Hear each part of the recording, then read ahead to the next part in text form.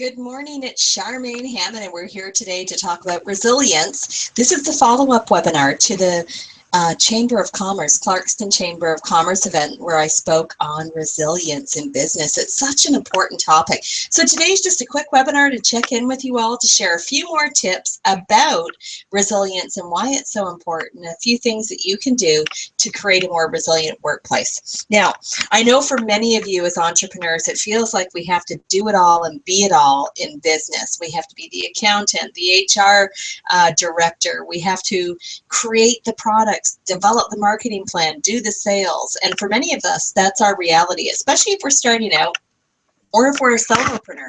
It's a really difficult challenge for lots of entrepreneurs. This is one of the things that absolutely gets in the way of resilience, having to do it all and be it all. And there's a common tendency for entrepreneurs to work extended, crazy hours because they love what they do. I'm speaking from experience. My work simply doesn't feel like work, other than when I'm sitting on airplanes or traveling back and forth between airports. Other than that, my work, my business does not feel like work. And therefore, it's very easy to be throwing yourself full speed into the parts of your business that you love. There's a downside, though. That means that when we're focusing totally on what we love in business, we are not focusing on the things that we're not good at or that we don't enjoy. So they pile up and they create a feeling of overwhelm. I know some of you can relate to this, and many entrepreneurs that I speak to around the world, this is one of their biggest challenges. So the question is, what do we do about it? How do we fix it? The first thing that I'm going to offer you is do the projects and tasks that you don't enjoy or that are not in your strength zone. First thing in the morning, get them out of the way. What happens for us from a resilience perspective is that if we leave those tasks until later on in the day, our day fills up with other things, first of all. So we're juggling more. The second thing that happens is our energy wears down. Now, not everyone's a morning person. However, in the morning, we wake up a little fresh. We wake up with not so many biases or judgments or assumptions going on. We're ready to start the day. So our energy's higher in the morning usually, and that's when we want to complete those tasks. The other thing that's very important to understand from a resilience perspective is the whole time that you're avoiding a task that you're fearful of, you're avoiding because you're not good at it, what happens is that's playing on your mind the whole day. It's interrupting your focus, your productivity, and your efficiency with other tasks that need your attention and that really matter. Now, there's a book out there that talks about eating the big frogs first. And that's what they mean by that is really tackling the things that are most important, most urgent, are the things that we don't enjoy first thing in the morning. I think if you practice that consistently, you'll notice a very big difference in what you accomplish, how focused you are, and the level of your resilience. Let's talk about another challenge that entrepreneurs face that gets in the way of their business. It's saying yes to everything. One of my mentors, Jack Gamfield, shared a great story with me. He held his hands out like this and he said, Charmaine, if your hands are full of everything that you said yes to, there's no room. If you said yes to all the good, there's no room for you to put the great in there. And I thought, wow, isn't that a great analogy? If you say yes to everything that's just good, there's no room to say yes to the things that are great. Part of being an entrepreneur and business owner is learning to discern what to say yes to and what you need to say no to. And it is not always an easy decision. It takes a lot of focus. It takes being very, very clear on what your goals are, knowing what your goals are and knowing what you really want to achieve in your business, where you see yourself 2 years, 5 years, 10 years down the road. Now, a couple of other things that can really help with this is having some kind of a decision-making process. In our business, Christy, who's our marketing director, she created a great tool for us, and she calls it the bullseye tool. If you think about a bullseye, in the middle, those are the most important activities or contracts or opportunities that we would say yes to because they're so tied into our business goals, our perfect clients, and what we want to accomplish. and what we want to accomplish from a financial perspective, from a time management perspective, from a relationship perspective. Then the next circle that goes around that one is the circle of, it's pretty good. Lots of great options, lots of reasons to say yes, a few reasons perhaps to say no. But for the most part, that particular activity or decision matches our goals pretty closely, matches our clients pretty closely, and feels like a fairly good fit. Now, the third circle, you can see that we're getting further and further away from the clarity on our goals and where we want to focus in our business. The third circle is, there's a few reasons to say no. Maybe you don't have the time. Maybe it's not a perfect fit for your clients. It's just an okay fit for your clients. Maybe it's something new, so the learning curve for you is going to be great. It's going to be a huge learning curve. Maybe you don't have the resources in your company to actually say yes to that decision, but it's a pretty good decision if you had the resources. So when you think about making decisions about what to say yes to and what to say no to, imagine a bullseye. Much like the one that I've described, use some kind of a process to discern what you say yes to and what you say no to. Otherwise, what happens is we say yes to a whole bunch of things that we later regret. And then we have to go back and have those difficult conversations with people about why we can no longer take on that project or task, or why it's no longer a great fit for us. And those conversations are difficult and uncomfortable. A third priority that we want to focus on with resilience is the ability to unplug. This is a tough one for me. I'll be really honest with you. I use my cell phone a lot, especially because I travel.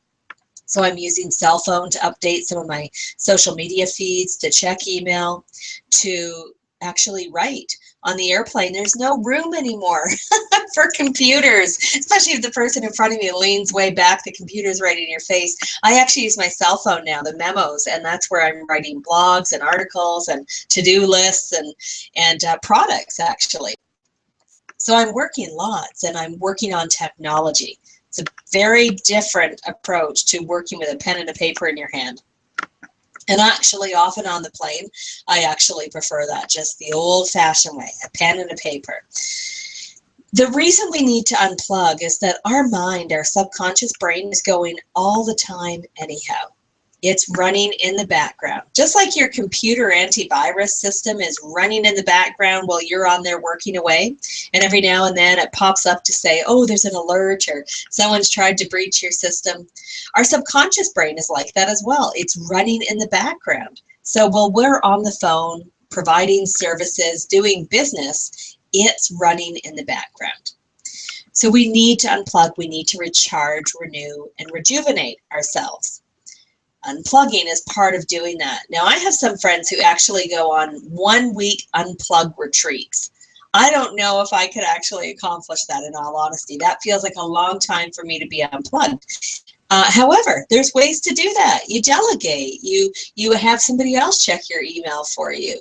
You have somebody else do your social media. So there's always a way around things. Part of what we need to do is change our mindset, and then we need to change the way that we work. When we unplug, we give our brain a break. And for many of you listening, you're the innovators, you're the creators, the problem solvers. So our brain is always going, it's always firing with cool and exciting things. What I have found very helpful to get things out of my head so that I can just be unplugged completely is to write things down. I call it a brain dump, where I actually sit down with a pen and paper. I don't use technology for this. Sit down with a pen and paper, and then I simply brain dump everything that's an idea or that's been circulating around in my brain, or a task that I know I need to complete that I haven't yet, and I brain dump them all and just write them down. No order, no structure, no judging of them. And then I go back and visit the list and everything that has merit, because you'll probably find, like I do, a lot of things that get written down aren't that important. They're just in your brain, taking up space and energy. When you write them down, you can then discern what's important. You circle or star or highlight those, and that's when you can type them up into a document. Hang on to the piece of paper, because sometimes the craziest idea spurs on a very valuable idea or project later on. But the process of the brain dump just allows you to get things out of your head. Once you know they've been put somewhere, that they have a place and you can access them at any time, we don't have to think about it anymore. And that's what's so important. Many years ago, I used to facilitate and instruct stress management courses in corporations. And we used to talk about some of the simple things that we need to do to manage our stress, which basically means to improve our resilience. One of those is making sure you get enough water. Now, I have to do things like set a timer to every 20 minutes or so to remember to get up and stretch. I get engrossed in what I'm doing in writing or creating products, and I don't always get away from the computer. It could be a couple of hours before I get up, and you've heard the research. We need to get up and move and stretch every 20 minutes. I can tell you, when I put my timer on and get up and stretch every 20 minutes, my productivity goes way up, way up. But so does my energy and my enthusiasm, my morale. When I'm stuck at the computer and I'm not taking those breaks, you start to feel exhausted. Your eyes get tired. So use your timer every 20 minutes. Get up, do some stretches. I have a little routine that I do when I'm doing this consistently and the timer goes on. I then go into the kitchen, do some push-ups off the counter. I do some leg stretches, get a glass of water, and then I come back in and resume my work. Press start for the timer again, and away we go with the routine. So whatever works for you, but just remember that you need to be getting away, standing up, and moving about every 20 minutes to half an hour. Now, another tip around resilience in business, and this is a tough one for a lot of us because this requires a commitment to give things up. And that tip is, if it's not your genius, don't do it. Let me share a story with you. A couple of years ago, or more now, I was working on a project and I needed some kind of a poster or a JPEG or a pamphlet to quickly tell people about an event that we were having. And it needed to go on social media, and it needed to be something that I could email around. Now, I am not a graphic designer. I don't even like that. I don't know how to use graphic design programs. So I went into Publisher, or one of the programs that we have on our computer, and tried to design a poster. 2.5 hours later, I ended up with a poster that didn't really look very good, looked very homemade and juvenile, and didn't reflect our brand. And so 2.5 hours had gone into creating this poster, when 2.5 hours could have gone into phoning clients, creating products, following up with other clients that I had worked with just to reconnect, building influence for myself, writing chapters in a new book. But instead, I chose to create a pamphlet or a flyer. My husband turned to me and said, "Charmaine, do you know how much that flyer just cost you to make? And you don't even like it?" And I thought about that, and I thought, how true is that? That 2.5 hours took me time, and it took time away from the things that mattered more in my business. And we calculated out what we believe my hourly rate is worth, so the value that I assigned to my time, and we times it by 2.5, and it was an outrageous, ridiculous price that I would never have paid anybody, ever, for that flyer, for that JPEG. The lesson was, if it's not your genius, don't do it, hire it out. I'll give you an example.